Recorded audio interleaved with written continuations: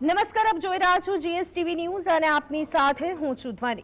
પરસોત્તમ રૂપાલાના નિવેદનથી ક્ષત્રિય સમાજની નારાજગીનો મામલો। ક્ષત્રિય સમાજની કેટલીક મહિલાઓએ જોહરની ચીમકી આપી છે, જેને લઈ અને કમલમ પ્રદેશ કાર્યાલય પર પોલીસ બંદોબસ્ત ગોઠવી દેવામાં આવ્યો છે, જ્યાં કમલમ પ્રદેશ કાર્યાલય જતા માર્ગના સર્વિસ રોડની બંને તરફ પોલીસે બેરિકેડ્સ ગોઠવી દીધા છે અને સામાન્ય લોકોને સર્વિસ રોડ પર અવરજવર પર રોક પણ લગાવી દીધી છે।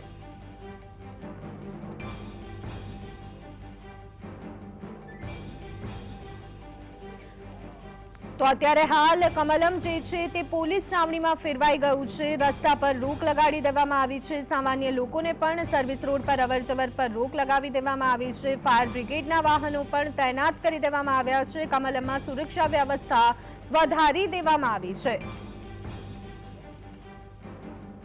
ક્ષત્રિય સમાજની બહેનોએ ચીમકી ઉચ્ચારી છે કે તેઓ આજ રોજ કમલમ ખાતે આવીને જોહર જે છે તે કરવાના છે, તેને લઈ કમલમ ખાતે ચુસ્ત પોલીસ બંદોબસ્ત જે છે તે ગોઠવાઈ ચૂક્યો છે। તમે સીધા જ દ્રશ્યો બતાવીશું કે કમલમ ખાતે 4 કલાકે ક્ષત્રિય સમાજની બહેનો જોહર કરવાની ચીમકી ઉચ્ચારી છે, ત્યારે કમલમ ખાતે યોગ્ય પોલીસ બંદોબસ્ત જે છે તે ગોઠવાઈ ચૂક્યો છે। સાથેમાં જ કમલમના જે એન્ટ્રી ગેટો છે બંને ત્યાં આગળ સિક્યુરિટી પોઈન્ટ અપાઈ ચૂક્યું છે અને મોટી સંખ્યામાં પોલીસનો બંદોબસ્ત જે છે તે જોવા મળી રહ્યો છે। સાથેમાં જ જે કમલમ તરફ આવવાના જે 2 રોડ છે તેને પણ બેરિકેડ કરીને બંધ કરી દેવામાં આવે છે। એટલે ખાસ કરીને જે ચીમકી ઉચ્ચારી છે તેને લઈ કોઈ પણ પ્રકારનો અનિચ્છનીય બનાવ ન બને તે માટે થઈ પોલીસ દ્વારા પણ તમામ પ્રકારની તૈયારીઓ કરી દેવામાં આવી છે। ફાયર બ્રિગેડની ટીમ જે છે તેને પણ ઘટના સ્થળે રાખવામાં આવી છે।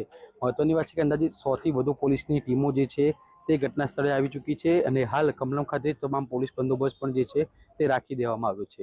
જતીન બારોટ, જીએસટીવી, ગાંધીનગર।